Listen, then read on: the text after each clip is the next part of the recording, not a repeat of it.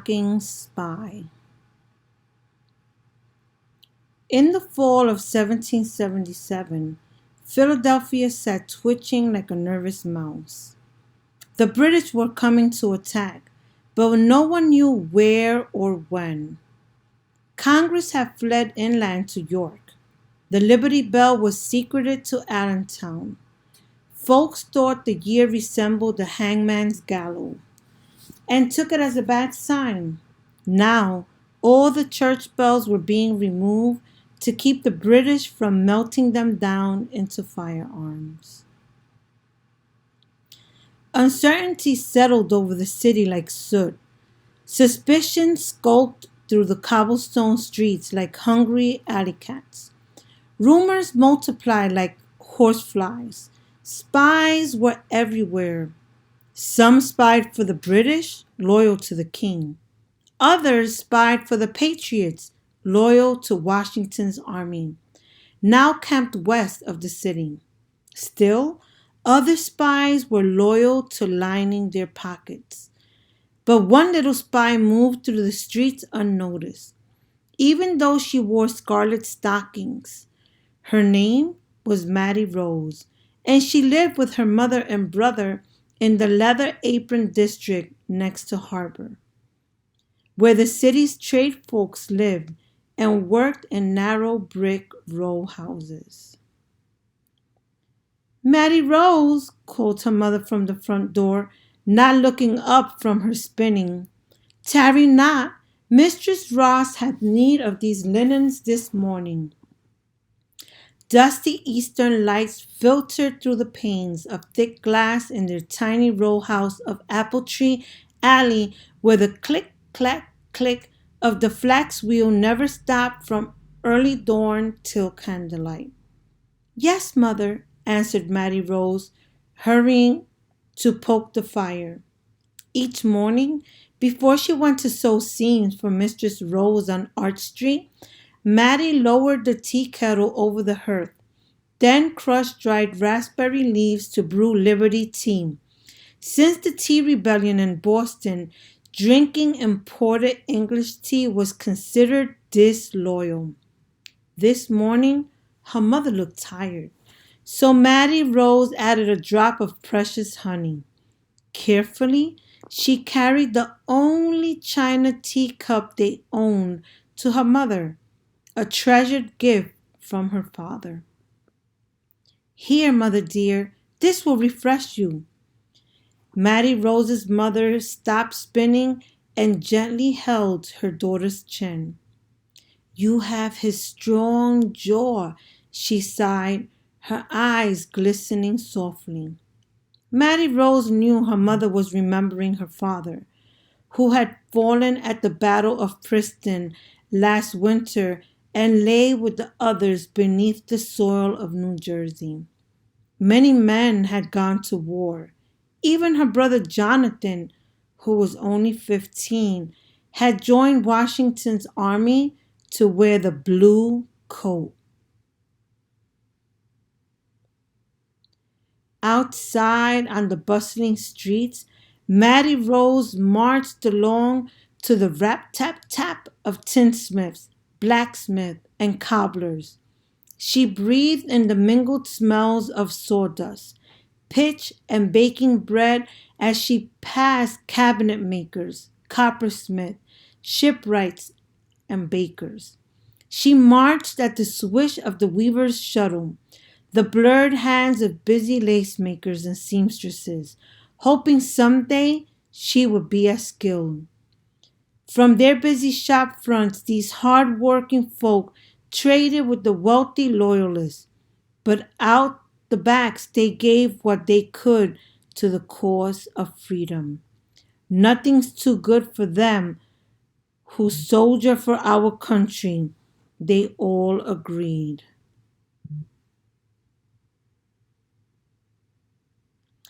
Maddie agreed too, for she was a patriot rebel from head to toe in her homespun petticoats, her linsey woolsey dress and muslin apron, her hand-me-down shoes and woven straw hat. but it was her hand-knit scarlet stockings that she valued the most, for their worth was greater than just warm, dry feet. Whenever Maddie Rose strutted by the fine young ladies of Philadelphia in their creamy white stockings and dainty slippers, she flounced her skirts and jut out her proud, strong chin. Such poppycock, she clucked to herself. No fancy silks, satins, and brocades imported from London for her. To wear such finery show loyalty to the king. Maddie Rose was loyal to Jonathan. No one suspected her of anything, of course. Not this hard-working little seamstress who helped her poor mother by earning 3 pence. Why, she even hung the wash out every week like clockwork. But that's where Maddie Rose fooled them, for it was her small clothesline hanging from her third-floor window that held a secret code. She lined her clothesline up perfectly with the harbor, just like when she and Jonathan used to play harbor's master. Jonathan pretended to be the harbor master, cupping his hands like a spyglass, barking out docking and deporting orders from an upper window. Maddie Rose scrambled below, playing the harbor master's assistant, arranging cobblestones, apples, and scraps of wood as though they were real ships. Jonathan always tricked her so there would be a collision. Then he'd make loud crashing and exploding sounds till they both laughed. It was only a game. But now things were different. The country was at war. So once a week at dusk, using their secret code, Maddie Rose hung out her stockings and petticoats in the same order as the real ships along the wharf. A petticoat was code for a lightweight, friendly vessel from the colonies. A scarlet stocking hanging toe up meant a merchant vessel from the islands or foreign port. When the toe hung down, it meant the vessel was suspicious and needed watching. But when the ship was riding low in the water, it meant only one thing: heavy firearms from the British. That's when Maddie Rose would weight that stocking down with a cobblestone. Jonathan would sneak into the city after dark wearing a disguise because if a spy were caught, he could be hanged. He read her clothesline, then steal away through the darkened city to the countryside, relaying the information back to Washington's headquarters. So the patriots were aware of who might be gun runners and smugglers for the British. One time, Jonathan disguised himself as a crippled beggar with a cane, limping badly. Maddie Rose became worried, but then he flipped into a perfect handstand, balancing on the cane like an acrobat. Oh, how she laughed and clapped. Once he saluted her like a puffed up rooster, then did an about face, tripped on purpose, and fell flat as a flapjack, sending her into gales of laughter.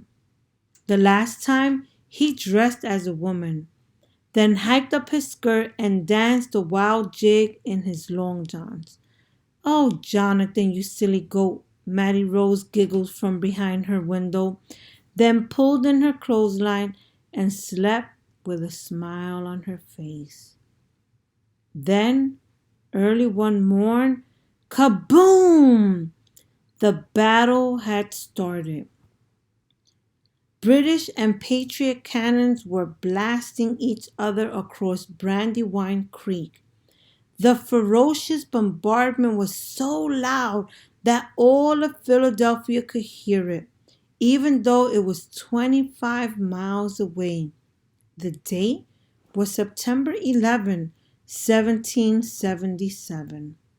On that same foggy dawn, Jonathan hid in the mist with the Pennsylvania line, lying low in the barley corn fields and reedy banks along Brandywine Creek, clutching his musket as cannonballs screeched overhead, waiting for the command to attack the British redcoats on foot.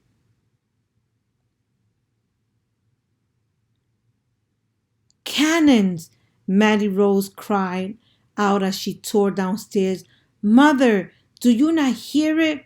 "Aye, child," she answered calmly, trying to spin as usual. "Be brave now. Let's get to thy work." Maddie Rose tried not to think what those thundering cannons meant. She began pounding raspberry leaves as hard as she could. But the harder she pounded, the louder the cannons roared. Kaboom! Boom! She yanked the tea kettle from the crane and spun around with the teacup in her hand. Just then, kaboom! Boom! Kaboom! Maddie Rose jumped, and the precious teacup flew from her hand and smashed into 100 bits and pieces.